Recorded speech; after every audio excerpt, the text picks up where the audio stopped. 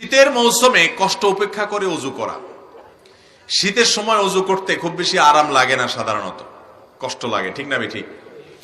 এই কষ্ট উপেক্ষা করে যারা ওযু করে তাদেরকে ওযুর মাধ্যমে আল্লাহ রাব্বুল আলামিন তাদের ছোটখাটো যত গুনাহ আছে সমস্ত গুনাহগুলো মাফ করে দেন। আল্লাহর কাছে জান্নাতি হিসাবে, ঈমানদার হিসাবে তাদের মর্যাদা এবং মর্তবা আল্লাহ তাআলা প্রমোশন করে বৃদ্ধি করে দেন, উপরে উঠায় দেন। নবীজি সাল্লাল্লাহু আলাইহি ওয়াসাল্লাম বলেছেন, আলা আদুল্লুকুম আলা মা ইয়ামহুল্লাহু বিহিল খাতায়া ওয়া ইয়ারফাউ বিহিদ দারাজাত। তোমাদেরকে আমি এমন কি আমলের কথা বলে দিব না যে আমলগুলো গুনাহসমূহ মাফ করে দেয় আর আল্লাহর কাছে মর্যাদা বৃদ্ধি করে দেয়। সাহাবায়ে কেরাম আমলের পাগল ছিলেন, আল্লাহর কাছে মর্যাদা বৃদ্ধি হোক সেটা চাইতেন। তারা বললেন, অবশ্যই বলুন ইয়া রাসূলুল্লাহ। তখন নবীজি সাল্লাল্লাহু আলাইহি সাল্লাম যে কয়েকটি আমলের কথা বললেন এর ভিতরে একটা আমল হলো ইসবাগুল ওযুই আলাল মাকারিহ। কষ্ট হয় এরপরও ওযু করতে কার্পণ্য করে না। অনেক অলস আছে যে অলস এই শীতের মৌসুমে নামাজ পড়ে না শুধুমাত্র এই জন্য যে ওযু করতে কষ্ট হবে। আছে না নাই? মোহতারাম হাজিরিন, শীতের মৌসুমে সামান্য একটু শীতের কষ্ট হবে, ঠান্ডা লাগবে ওযু করতে গেলে। এই কষ্ট উপেক্ষা যদি আপনি করতে না পারেন, এই কষ্টটা যদি সহ্য করতে না পারেন, তাহলে কিভাবে আপনি আশা করেন আল্লাহর কাছে অনন্ত অসীমকালের জান্নাতের? অতএব শীতের মৌসুমে যত কষ্ট হবে সমস্ত কষ্ট উপেক্ষা করে হলেও ওযু করার মতো সৎ সাহস থাকতে হবে। ঈমানদার সব সময় সাহসী হবে, ঈমানদার সব সময় ধৈর্যশীল হবে, বেসবর হবে না এবং ভীরু হবে না। নবী করিম সাল্লাল্লাহু আলাইহি সাল্লাম ধৈর্যের জন্য আল্লাহর কাছে দোয়া করতেন। অলস হবে না, তিনি আল্লাহর কাছে পানাহ চাইতেন, আল্লাহুম্মা ইন্নী আউযু বিকা মিনাল আজজি ওয়াল কাসাল, অলসতা থেকে পানাহ চাইতেন। তিনি ভীত এবং সন্ত্রস্ত টাইপের মানুষ হওয়া থেকে পানাহ চাইতেন আল্লাহর কাছে। আল্লাহুম্মা ইন্নী আউযু বিকা মিনাল বুখলি ওয়াল জুবন, পানাহ চাইতেন যে আল্লাহ আমি যেন ভীরু না হই, ঈমানদার সাহসী হবে। সামান্য একটু পানিরই যদি আপনি ভয় পান তাহলে আপনি কিভাবে একজন ঈমানদার হতে পারেন? অতএব শীতের মৌসুমে কষ্ট উপেক্ষা করে ওযু করব তো ইনশাআল্লাহ। অনেকে ওযু করে ঠিকই, নামাজও পড়ে ঠিক, কিন্তু ওযু চাপাচাপি করে ধরে রাখে। বিশেষ করে শীতের সময় যুবক এবং বৃদ্ধ সব শ্রেণী মানুষের মধ্যেই অনেকে আছেন যে আসরের ওযু দিয়ে এশা পর্যন্ত টেনে নিয়ে যাওয়ার একটা চেষ্টা থাকে। আছে না নাই? এবং এটাকে খুব বীরত্ব, বাহাদুরি মনে করা হয়। অনেকে আবার খুব গর্ব করে বলেও যে আরে ভাই, এই বয়সে এখনো যোহরের ওযু দিয়ে এশা পড়ি। এখন এই কাজটা গরমকালে করেন কিনা সেটা আর বলে না। এটা কোন কালে করে? শীতকালে করে। কারণ গরমকালে তো পানি যত লাগায় ততই আরাম লাগে, তখন আর ওযু লম্বা করার চেষ্টা করে না। ভাইরা আমার, আপনার বাথরুমের বেগ হয়েছে, পেশাবের প্রেসার আসছে, বায়ু নির্গত হওয়ার উপক্রম হয়েছে, তারপরও আপনি চেপে চুপে ধরে রাখছেন কেন? কারণ নামাজ আর কত বাকি আছে, এশা পড়ে এরপর একসাথে ছেড়ে দেব। তো এইরকম চাপাচাপি করে ওযু ধরে রাখা এটা কখনো ভালো বিষয় না। এটা স্বাস্থ্যের জন্য যেমন ক্ষতিকর, একইভাবে ঈমান আমলের জন্য ক্ষতিকর। আপনার নামাজের মধ্যে যদি বাথরুমের প্রেসার থাকে, পেশাবের প্রেসার থাকে, বেগ থাকে, তাহলে কি নামাজে মনোযোগ থাকবে? মনোযোগ থাকবে না। আপনি বিয়ে করেছেন, আপনার স্ত্রীর সাথে প্রথম সাক্ষাৎ হবে, আপনি যাচ্ছেন, প্রচন্ড বাথরুমের বেগ আছে, আপনি চিন্তা করতেছেন বাথরুম পরে করব, কোন রকম ঝামেলা শেষ করে নি, এর সাথে দেখা করে নি, তারপরে বাথরুম সারবো। এরকম আছে কেউ?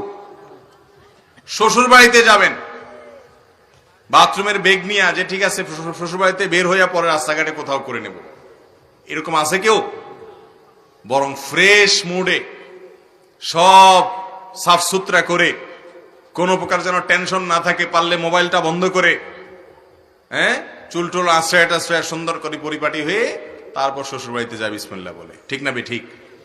তো আল্লাহ রাব্বুল আলামিনের দরবারে দাঁড়াবেন, এদিকে আপনার পেশাবে আপনাকে অস্থির করে তুলতেছে, এদিকে আপনার বাথরুমের বেগ হয়েছে, তাহলে এটা কখনো ভালো মুসলমানের কাজ হতে। শীতের গুরুত্বপূর্ণ একটা বিষয় হলো ত্বকের যত্ন যেরকম নিতে হয়, ওযুর যত্ন বিশেষভাবে নিবেন। এটা হলো শীতের গুরুত্বপূর্ণ একটি আমল। শীত বস্ত্র বিতরণ করা। এদেশে এখনো শত শত হাজারো মানুষ শীতের সময় কনকনে শীতে কাঁপতে থাকে। শীত নিবারণ করার মতো প্রয়োজনীয় শীতের কাপড়, গরম কাপড় তাদের কাছে থাকে না। পঞ্চগড় জেলা এবং আরো কোন কোন এলাকাতে 13 ডিগ্রি 12 ডিগ্রি পর্যন্ত নেমে যায় শীতের সময় এবং মানুষ মারা যায়। ঢাকা সহ বিভিন্ন শহরে এখনো অনেক মানুষ দেখা যায় রাস্তার ধারে শুয়ে আছে কনকনে শীতের মধ্যে, কোন রকম একটা পাতলা কাপড় শরীরের উপরে, পিনপিনে বাতাস চলছে। ভাইরা আমার, সেই রকম পরিস্থিতিতে আর কদিন শুরু হবে বিশ্বকাপ ফুটবলে। বাংলাদেশের ঘরে ঘরে আপনাদের মধ্যে থাকা অনেক মানুষও হয়তোবা অনেক টাকা খরচ করে একটা পতাকা টাঙাবেন। আবার প্রতিযোগিতা হয় কে কত বড় পতাকা টানিয়েছে। আমার লজ্জা হয় যখন দেখি মিডিয়াগুলো সেটাকে পজিটিভলি কাভারেজ দেয়, পজিটিভলি সেটাকে উপস্থাপন করে, ইতিবাচক ভাবে তুলে ধরে, মনে হচ্ছে একটা কিছু ঘটায় ফেলছে, যে সবচেয়ে বড় পতাকা নির্মাণ করেছে, তৈরি করেছে অমুক। যে দেশে পোশাকের অভাবে শীতের সময় এখন অনেক মানুষ কম্পমান থাকে, কষ্ট করে, অনেক বাবা তার সন্তানকে শীতের সময় একজোড়া মোজা কিনে দিতে পারেন না, শীতের সময় একটা সোয়েটার ভালো দেখে কিনে দিতে পারেন না, সেই দেশে এইরকম ভিনদেশীদের পতাকা টাঙানো, এটা আমাদের জন্য লজ্জা ছাড়া আর কিচ্ছু না। অনেকে আছে নিজের বাড়ির রং পরিবর্তন করে তার পছন্দের দলের পতাকা সেই বাড়ির দেয়ালে আঁকে, আছে না নাই? হাজার হাজার লক্ষ টাকা তিনি খরচ করে তার পছন্দের দলের পতাকা আঁকছেন তার বাড়ির দেয়ালে, পুরো বাড়িকে সাজাচ্ছেন সেভাবে।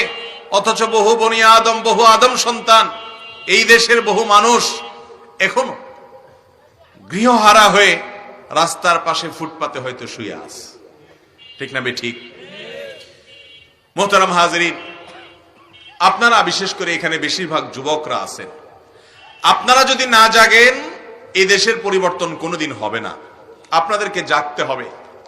আপনি আপনার বন্ধুদেরকে বোঝাবেন, তুমি ভিনদেশীদের পতাকা এদেশে টাঙাচ্ছ, সেটাকে তুমি অন করছো, সেটা নিয়ে গর্ব করছো, টাকা ঢালছো, এই পতাকার টাকাটাই বাজেট করে কোন একটা মানুষের গায়ে মুড়িয়ে দাও, তার চাদর আকারে তাকে দাও, এইটা দিয়ে কোন একটা কাপড়, একজোড়া মোজা। তোমার আশেপাশে বহু বাচ্চা দেখবা শীতের সময় সকালবেলায় হয়তো মক্তবে যাচ্ছে, স্কুলে যাচ্ছে, পায়ে মোজা নাই, মাদ্রাসায় যাচ্ছে, তাকে একজোড়া মোজা কিনে দাও। তোমার এই টাকাটা যথাস্থানে ব্যবহার করা হবে, এটা তোমার জন্য সার্থকতা হবে। মুহতারাম হাজরিন, অতএব এই বিশ্বকাপ উন্মাদনার সামনে আসছে, একই সময় হাজার হাজার লক্ষ লক্ষ বনি আদম শীতে